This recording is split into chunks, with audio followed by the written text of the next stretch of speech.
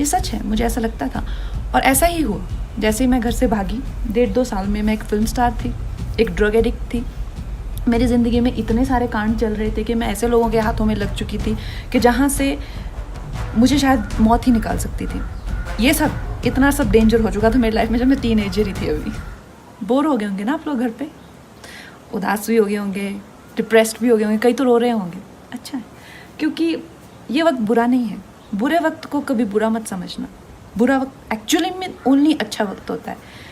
अब आप बोलेंगे मैं तो फिलॉसफी चाह रही हूँ, ऐसा नहीं है।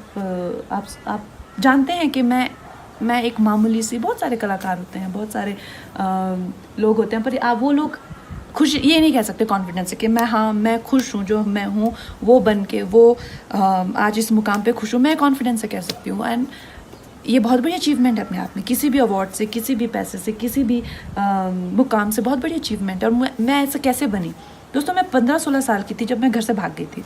मुझे ऐसा लगता था कि जैसे मैं मतलब हाथ उठाऊंगी और तारे तोड़ ले आऊँगी। मेरी माँ कहती है कि एक बार मैंने बारिश में नाचते हुए तुम्हें देखा, आधा घंटा तुम ऐसा लगा था जैसे आसमान को से कुछ खींचने की कोशिश कर रही हो। ये सच है, मुझे ऐसा लगता था और ऐसा ही हुआ। जैसे ही मैं घर से भागी, 1.5-2 साल में मैं एक फिल्म स्टार थी, एक ड्रग एडिक्ट थी। मेरी ज़िंदगी में इतने सारे कांड चल रहे थे कि मैं ऐसे लोगों के हाथों में लग चुकी थी कि जहाँ से मुझे शायद मौत ही निकाल सकती थी। ये सब इतना सब डेंजर हो चुका था मेरी लाइफ में जब मैं टीनेजर ही थी अभी। तो सोच लो मैं कितनी खतरनाक हूँ। एनीवे, सो उसके बाद हुआ यूँ कि मेरी ज़िंदगी में एक बहुत अच्छे शख्स आए, मेरे मित्र, जो उस टाइम एक स्ट्रगलिंग फाइट मास्टर थे। तो उन्होंने मुझे योगा मित्रता हुई तो उन्होंने मुझे योगा कराना शुरू किया। एक दिन उन्होंने कहा आंखें बंद करो। आंखें बंद की तो मैं रोना ही ना रुके। तो कहते यार बड़ी अजीब लड़की, आंखें ही नहीं बंद कर सकती, तो मेडिटेशन कैसे करेगी? तो उन्होंने मौका मिलते ही मुझे एक बुक दे दी, राजा योगा। तो उस बुक में प्रोसेसेस हैं बहुत सारे, बहुत अच्छे, और मैंने विवेकानंद जी को अपना गुरु मान लिया और उन्हीं के गाइडेंस में मैंने अपने आप को बहुत संवारा।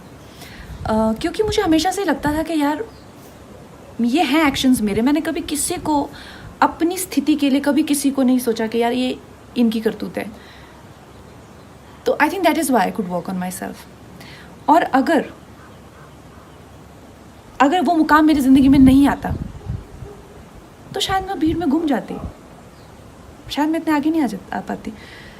जो मैंने अपनी विल पावर को डेवलप किया है, अपनी इंटेलेक्ट को शार्प किया है, जो मैंने अपने टैलेंट को संवारा है, जिस तरह से मैंने अपनी ज़िंदगी को संवारा, अपनी इमोशनल हेल्थ को रखा हुआ है, जिस तरह से मैंने अपनी फैमिली हेल्थ को रखा हुआ, अपने इन्वायरमेंट को रखा हुआ, ये तो मैं कर ही नहीं पाती। तो ना मुमकिन ही नहीं था मेरे लिए अगर मुझे स्पिरिचुअल गाइडेंस नहीं मिली होती, गुरुओं का आशीर्वाद नहीं मिला होता।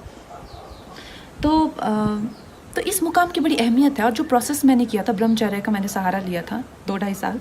उस टाइम पे मैंने एक फ़िल्म की थी फैशन, और मेरी एक बहुत अच्छी मित्र थी अश्विनी देशमुख, आजकल उनसे बात नहीं होती है, पर वो उस टाइम मुंबई मिरर की जर्नलिस्ट थी। तो उन्होंने देखा यार तुम क्या करती हो, सिर्फ सफ़ेद वस्त्र पहनती हो और उबला हुआ खाना खाती हो। तो मैंने उन्हें बताया, तो उन्होंने एक बड़ी भलती हुई सी स्टेटमेंट लिख दी कि कंगना टर्न सेलिब्रेट।